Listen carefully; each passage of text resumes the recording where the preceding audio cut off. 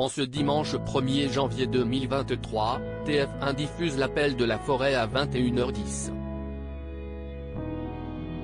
Ce film suit les pas de Bug, un chien qui va vivre mille une aventures, depuis la douceur de vivre de la Californie jusqu'à la rudesse du Grand Nord canadien.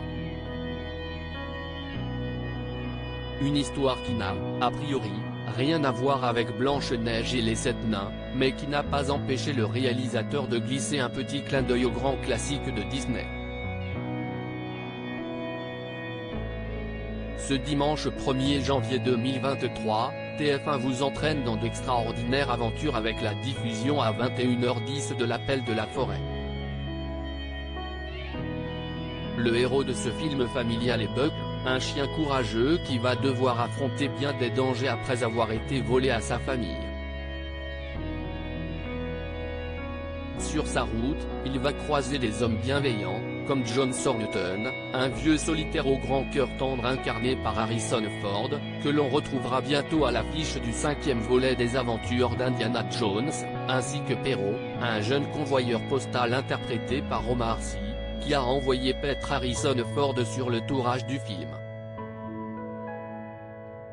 Bug va aussi se retrouver aux prises avec des personnes beaucoup moins recommandables, notamment Hal, jeune chercheur d'or arriviste joué par Dan Stevens, l'acteur de la série Légion sur Disney+ Star, qui a également incarné la Bête dans La Belle et la Bête après que Ryan Gosling a refusé le rôle.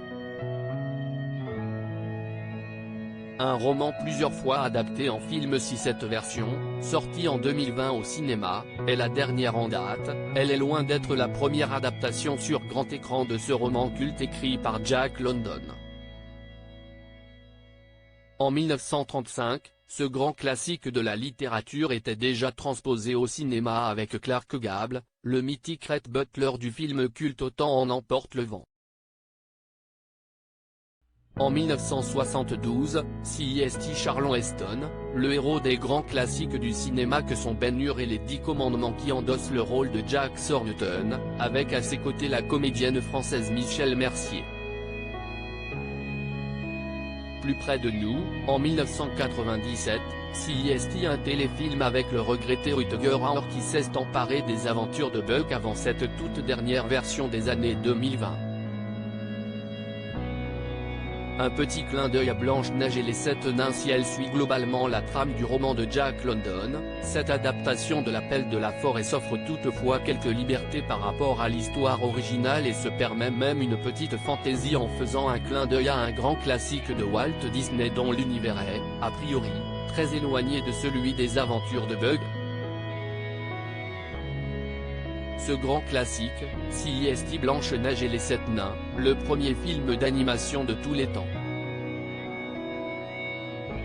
Ainsi, lorsque Bug prend la tête d'une meute de chiens de traîneau sous les ordres de Hal, chacun des chiens possède le caractère d'un nain de Blanche-Neige. Dolly est timide, Pike est grincheux, Joe est joyeux, Billy est dormeur, Dave est simplet, de Beachum est Sol-Lek et professeur. En revanche, la meute ne chante pas en chœur aïe-oh, aïe-oh, on rentre du boulot. À lire aussi Omar Sy, L'Appel de la forêt, Canal+, il a envoyé paître Harrison Ford sur le tournage.